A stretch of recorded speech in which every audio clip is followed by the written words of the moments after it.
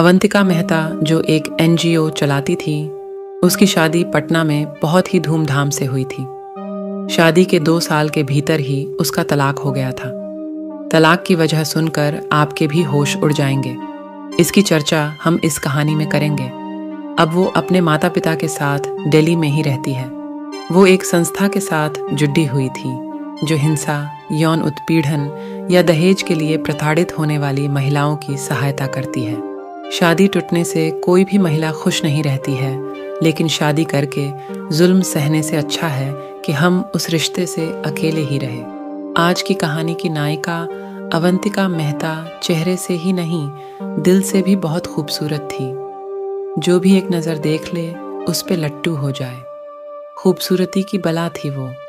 अवंतिका मेहता की तलाक की क्या वजह थी, आइए सुनते हैं आगे की कहानी।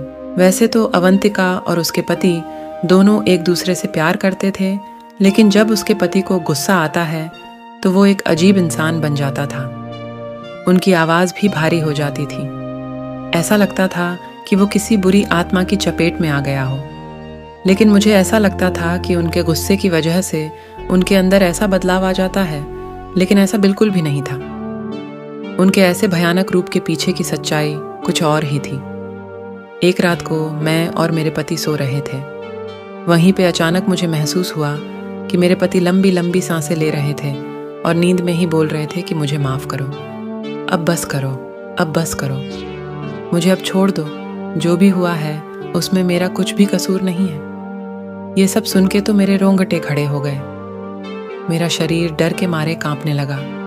मैंने तुरंत ही उनको जगा दिया और पूछा कि क्या बात है, आपसे कौन सी भूल हुई है, आप नींद में क्या बोल रहे थे। मेरे पति ने बात को टालने की कोशिश की और कुछ भी बोले बिना ही दोबारा सो गए। मैंने फिर से वही सवाल किया।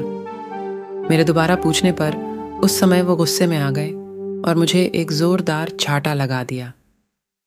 ऐसा पहली बार हुआ था कि उन्होंने मुझ पर हाथ उठाया हो। उसी रात को मैंने तय कर लिया कि मैं यह रहस्य को जानकर ही रहूंगी। आखिर ऐसी दूसरे दिन बात मैंने अपनी सास से उनके बेटे की कसम दिलाकर सारी सच्चाई के बारे में जान लिया।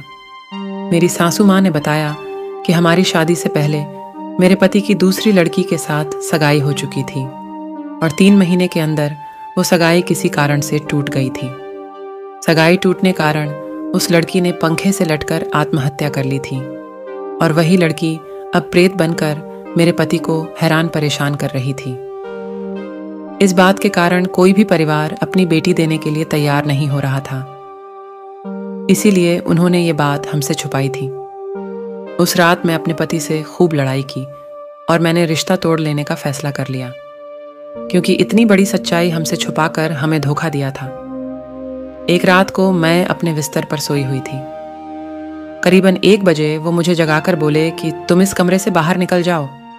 उस समय उनकी आंखें खून से लाल हो गई थीं और मेरे सामने इस तरीके से देख रहे थे कि मैं कोई पराई व्यक्ति हूँ।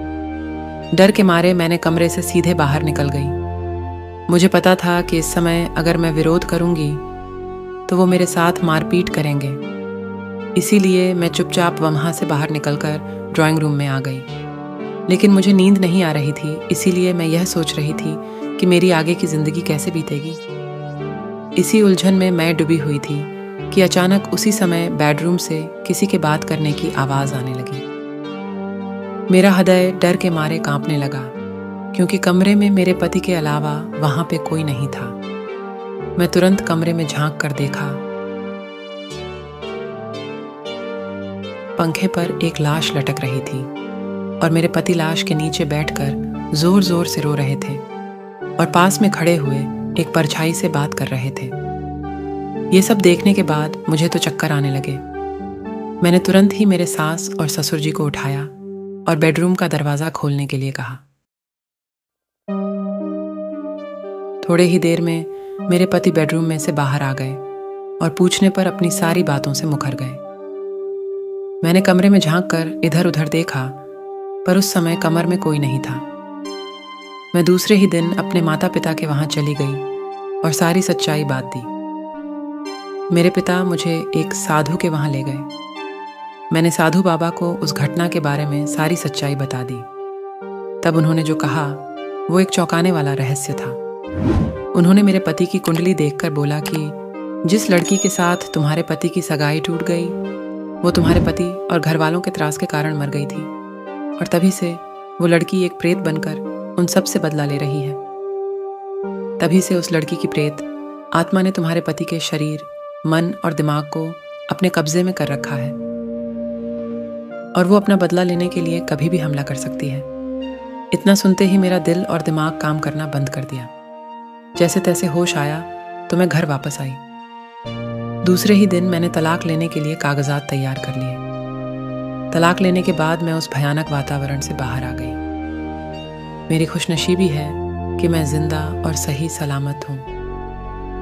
अगर मैंने समय रहते यह फैसला नहीं लिया होता तो आज पता नहीं क्या होता, क्योंकि मुझे लगता था कि मेरे पति और उनकी पहले की मंगेतर मेरी जान भी ले सकते थे।